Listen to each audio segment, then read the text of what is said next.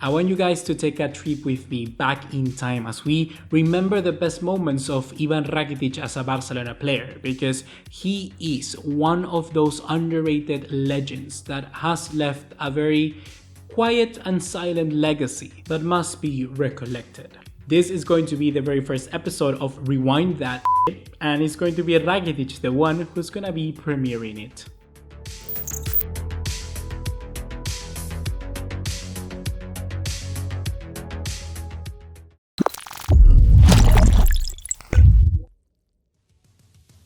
What's going on, guys? ¿Cómo están? Bullies here. Welcome back to another video here on the channel. As you may know already, Rakitic has finished his career at Barcelona. He now moved onwards to Sevilla. And the reason that I am producing this video today for you guys is that I just want us to remember the great servant that he was. In the past 2 seasons, Rakitic has become this sort of scapegoat. And many of us, including myself, has pointed towards him that he doesn't cut it anymore at this level.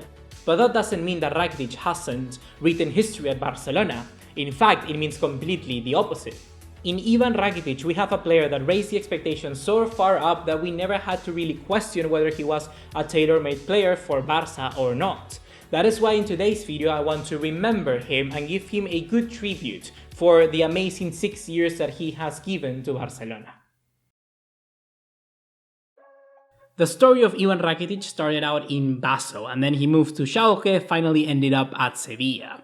He was there at Sevilla where I have to say that he looked the most promising, and he actually started to enter the conversation as to being one of the most up-and-coming and promising midfielders in La Liga.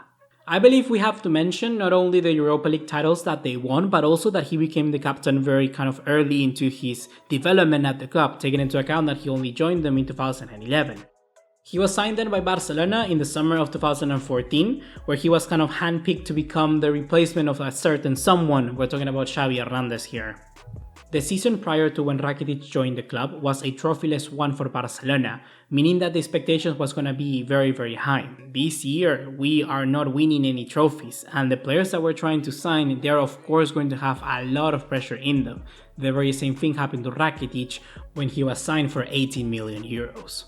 It is safe to say with this huge move that he had in his career, he actually fitted Luis Enrique's system like a glove, because not only he was able to contribute in total throughout his career at Barcelona with 36 goals and 40 assists, but also he gave us so much when it came to the defensive work. For that reason, in my opinion, Rakitic entered the conversation for being one of the best midfielders in the world. I just saw so many people praising like Toni Kroos at Real Madrid and not showing too many love for Rakitic. At the end of the day, when we have all of this list of great midfielders like Schweinsteiger, Toni Kroos, Pirlo, I don't know, you want to talk about Makelele, etc. and so on, we're not going to be mentioning Rakitic in that. And I feel that is just undeserved. In the 2 seasons between 2015 and 2017 is where I believe Rakitic achieved this sort of untouchable status at Barcelona. The discovery of him being able to kind of substitute Busquets in that CDM role and kind of added this sort of defensive face to his game just gave him this sort of much more liking between the managers that came and go. Luis Enrique was a complete fan of it, and as we all know, he was kind of like the girlfriend of Valverde for a time being. People were really calling them that because those 2 managers had an incredible likeness to Ivan Rakitic. The status of being an untouchable at Barcelona, it's something really hard to earn because we have here in Rakitic a player that integrated himself into a family of homegrown talents like Gerard Piqué, Jordi Alba, Iniesta, Busquets, Xavi, Messi, and so on and so forth. All of these players that kind of came through La Masia, and seeing Ivan kind of enter this fold and actually just integrate himself so well with all of them, it is something that for him particularly might be a great achievement, and something that for us Barcelona fans we must recognize that is a hard feat to do. These next few months in Rakitic's career were very interesting in my opinion because you could notice that he was not at the level that he was normally used to. The fact of the matter is that here also the interest started to increase, something that I would have never associated one to the other. PSG and Manchester United were the 2 main candidates that wanted to sign Rakitic at the moment. It was Mourinho who mentioned also that Rakitic has been one of the most underrated midfielders in the world, basically in recent history, and I tend to agree with that. I believe that Rakitic, with what we've been mentioning, has been superb, and at that stage, at that moment, when Mourinho joined United, he wanted to get a player like that, and he could have gone, to be honest. And before I leave, let me tell something, because I want to say this for a long time. Ivan Rakitic is one of the most underrated players in the world.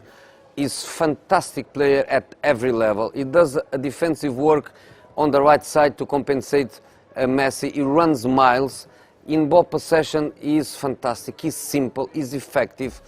He's one of the most underrated players. So I want to finish by saying that, because normally we speak about the big names, and Ivan Rakitic, you know, he needs to improve his Instagram and his social media, because in this moment this is very important. This is very important, and he's not very good on that. He's very good on the pitch.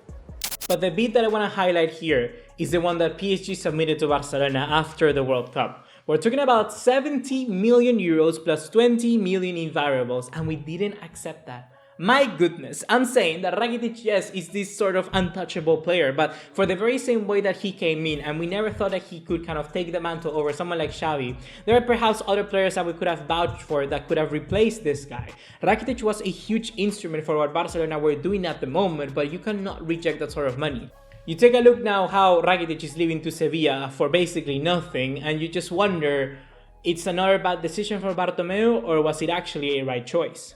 Certainly, one of the main voices that vouched for Rakitic to stay was Ernesto Valverde, and I believe it was that particular relationship that started to see the decrease in Rakitic's not only level, but also kind of favoritism and status between Barcelona fans. Whenever a supporter started to doubt Valverde, we take into account the debacles of Roma and Liverpool, Rakitic was also signaled out.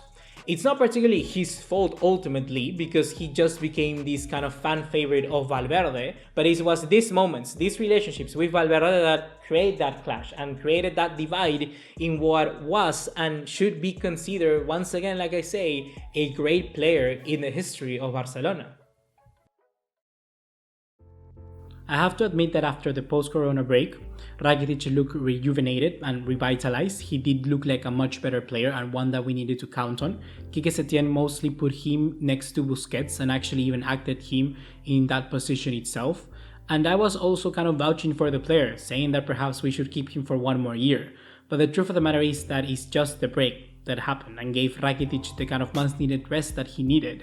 We're talking about a player that has been absolutely consistent for Barcelona for the entirety of his career, so he deserved that rest. But it was just nothing more than that. A break is not going to be changing your career. Rakitic was still 32. This last trophyless season is probably kind of like the nail in the coffin for Rakitic's history at Barcelona, and it just really cemented what was a great player that ended up turning into this kind of black sheep. We had in Rakitic a player that nobody really wanted, and even Quique Setién and Ernesto Valverde at this stage were not starting him constantly. They were seeing in Frank de Jong a player that could do that role a lot better and ultimately just cover more space because he was younger. I believe that it was just Rakitic being a little bit stubborn at this stage and kind of holding up himself like those untouchables, but similarly to all of those untouchables, they all needed to go. They all needed to realize that that status that they had, it could no longer prevail. Because literally, you can be untouchable, but when you play on the field like you do every single week, it's not good enough. And now that Rakitic is officially a Sevilla player, I just have to say thank you from the bottom of my heart for all the great years that you have given Barcelona, and I'm sure that a lot of you are going to be praising as well the 6 years that he gave to this club, and he's going to be a player that is going to be severely missed. I believe that we have names to replace him, but perhaps we just are not going to appreciate him that much. He is the last signing, I believe, that he has integrated himself into this club as good as he has. He literally is that. I have not seen a player that has come in and just made himself so well known between the Barcelona crowd. That's gonna be everything for right now, guys. Hopefully you have enjoyed the video. I know that I've been enjoying a lot the support from you guys in these past few days. It's really been helping me a lot to kind of get back on track on YouTube and enjoy this a lot more. I am working very hard in giving you guys the videos that you deserve, so if you want to show your support by dropping a like and subscribing, I ask you nothing more than that. Thank you for watching once again, and I'll see you in the next one. Take care. Ciao, ciao.